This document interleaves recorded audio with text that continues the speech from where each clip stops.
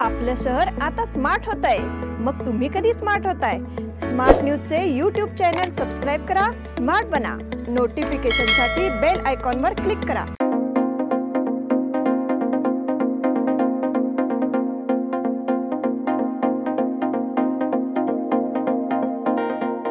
नमस्कार, मैं ओंकार Angadi smart plus के आज के समाचार में आपका स्वागत। नजर सबसे पहले सुर्खियों पर। बीजेपी उम्मीदवारों की सूची अगले 2 दिनों में घोषित की जाएगी। झारखंड में ट्रेन से कटकर 12 लोगों की मौत। पाकिस्तान का मानवाधिकार परिषद के सामने समर्पण। काउंसिल की बैठक में हंगामेदार चर्चा। करवे की कन्या शक्ति के लिए एक बार फिर अपील। विश्वेश्वरैया तकनीकी विश्वविद्यालय द्वारा विज्ञान दिवस समारोह। साठे प्रबोधिनी द्वारा मराठी भाषा सम्मान दिवस मनाया गया। बेलगाव में मराठी भाषा उपकेंद्र शुरू किया जाएगा।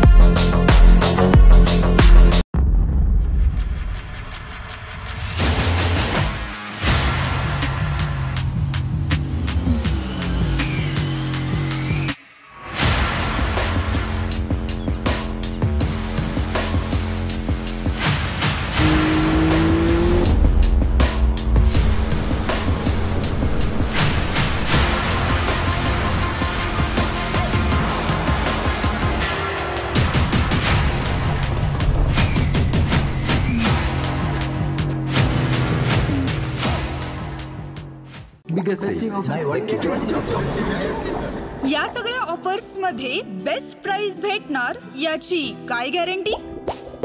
सगळेच गायब। म्हणूनच बीएससी देते लोवेस्ट प्राइस गॅरंटी। जर तुम्ही आमच्यापेक्षा कमी किमतीत सेम कपडे बाहेर कुठेही खरेदी केलात तर खरेदी केलेल्या किमतीच्या फरकाच्या दुप्पट रक्कम आमच्याकडून मिळवा। बीएससी द टेक्सटाईल मॉल मधून आताच खरेदी करा तुमची आवडती sari, ladies wear, mens wear, kids wear, तेही सर्वात कमी किमतीत। BSC the textile mall, Tilakwadi, Belagavi. अब समाचार विस्तार से। दिल्ली में बीजेपी मुख्यालय में बैठकों का दौर चल रहा है और गुरुवार को प्रधानमंत्री नरेंद्र मोदी की मौजूदगी में पार्टी की केंद्रीय चुनाव समिति की भी बैठक होगी। इस बैठक में 100 से 120 उम्मीदवारों के चयन पर मुहर लगेगी। आगामी लोकसभा चुनाव के लिए भाजपा उम्मीदवारों की पहली सूची अगले 2-3 दिनों में घोषित होने की संभावना है।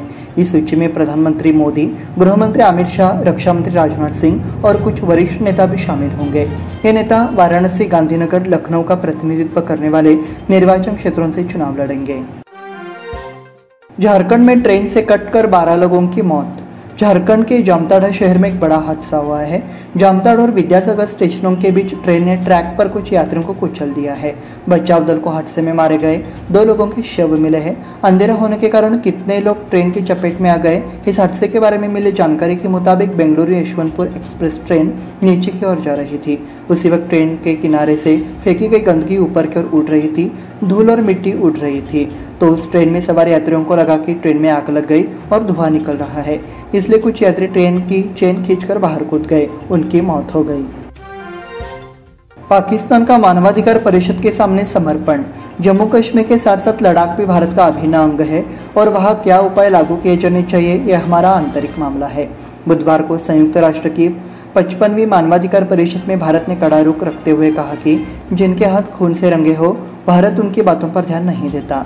भारत पर पाकिस्तान की टिप्पणी के बाद भारत की प्रतिनिधि प्रथम सचिव अनुपमा सिंह ने पाकिस्तान के लिए कड़े शब्द कहे। काउंसिल की बैठक में हंगामेदार चर्चा। नगर निगम की सामान्य बैठक गुरुवार को हुई, जिसमें विभिन्न मुद्दों पर तीखी चर्चा हुई। पिछले सप्ताह जब नगर निगम सभागार में बजट बैठक हुई तो विपक्षी गुट ने भी इस बात पर आपत्ति जताई कि बजट में कुछ प्रावधान किए गए हैं। अब इसका असर एक बार फिर सभी आम बैठकों में दिखाई दिया। विपक्षी गुट ने सत्तारूढ़ बजट को लेकर तीखी बहस छेड़ दी। बैठक में एक बार फिर बजट में किए गए प्रावधानों पर चर्चा हुई। कर्वे की कन्नड़ शक्ति के लिए एक बार फिर अपील। कर्नाटक रक्षण वेदिके ने बेलगाम शहर और क्षेत्र में खाद्य सुरक्षा लागू करने के लिए अपना अभियान जारी रखा है, इसलिए एक बार फिर नगर निगम कार्यालय के सामने प्रदर्शन किया गया। साथ ही कार्यकर्ताओं ने भ्रम फैलाने की कोशिश की। इस दौरान अधिकारियों ने आश्वासन दिया कि नियमानुसार उचित कार्रवाई की जाएगी। वेदिके के कार्यकर्ता पिछले 2 दिनों से इस बात पर जोर दे रहे हैं कि बेलगाम शहर में हर जगह कन्नड़ भाषा के बोर्ड लगाए जाने चाहिए। विश्वेश्वरैया तकनीकी विश्वविद्यालय द्वारा विज्ञान दिवस समारोह। इस वर्ष का विज्ञान दिवस भारत के विकास के लिए स्वदेशी प्रौद्योगिकी थीम के साथ मनाया जा रहा है। इस अवसर पर गणमान्य आमंत्रित गण एवं विद्यार्थी उपस्थित थे। सर सीवी रमन प्रभाव के विज्ञान में रमन का योगदान महत्वपूर्ण है। रमन प्रभाव के माध्यम से हमारे देश की वैज्ञानिक विरासत और ताकत को दुनिया को दिखाने का आज सबसे अच्छा दिन है। यह आज के युवाओं के माध्यम से विज्ञान और प्रौद्योगिकी के क्षेत्र में भारतीयों द्वारा किए गए योगदान के बारे में समाज और आने वाली पीढ़ियों को सूचित करने का दिन है। ऐसे विचार गणमान्य व्यक्तियों ने व्यक्त किए। साठे प्रबोधिनी द्वारा मराठी भाषा सम्मान दिवस मनाया गया। गुरुवार साठे मराठी प्रबोधिनी ने मंगलवार को मराठी भाषा गौरव दिवस मनाया।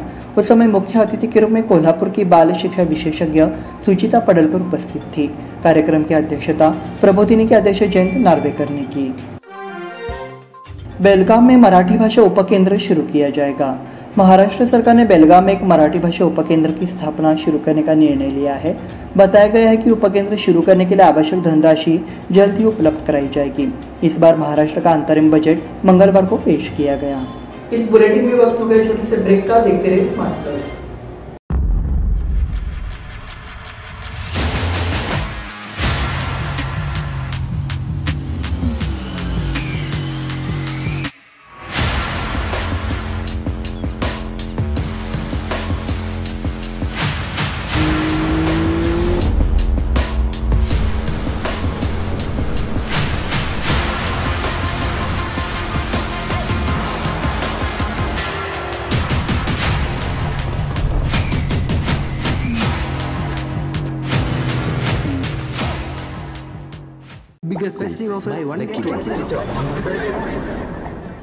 इन सभी ऑफर्स में बेस्ट प्राइस मिलेगी, इसकी क्या गारंटी?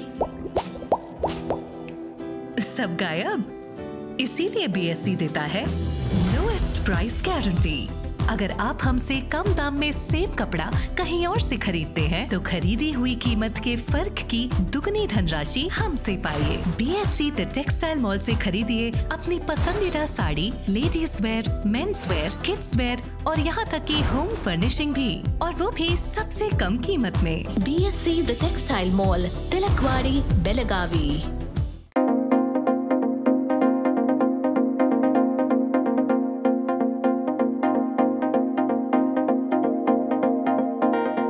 ब्रेक के बाद फिर से आपका स्वागत। बढ़ते हैं अगले समाचार। 12वीं की वार्षिक परीक्षा कल शुक्रवार से शुरू है और ये 22 मार्च तक चलेगा। बेलगाम शैक्षिक जिले से 42 केंद्रों पर 23,562 छात्र परीक्षा देंगे। नकल रोकने के लिए भरारे की टीमें तैनात की गई है। परीक्षा केंद्रों पर सीसीटीवी की नजर रहेगी। जिले में कुल 42 केंद्रों पर परीक्षा हो रही है। पानी की टंकी में गिरने से लड़की की मौत। घर की पानी की टंकी में पड़े 2 साल के एक बच्चे की मौत हो गई। बुधवार सुबह करीब 9 बजे सड़क पर हादसा हुआ। उसका नाम ओवी संतोष पवार है। पुलिस को जानकारी मिली है कि ओवी घर पर गेंद से खेल रही थी। इसी दौरान घर के सामने बनी पानी की टंकी का ढक्कन हटा हुआ था। खेलते समय गेंद पानी की टंकी में गिर गई। जैसे वो उसे निकालने के लिए झुकी, टैंक में गिर गई। विकास समीक्षा बैठक कल।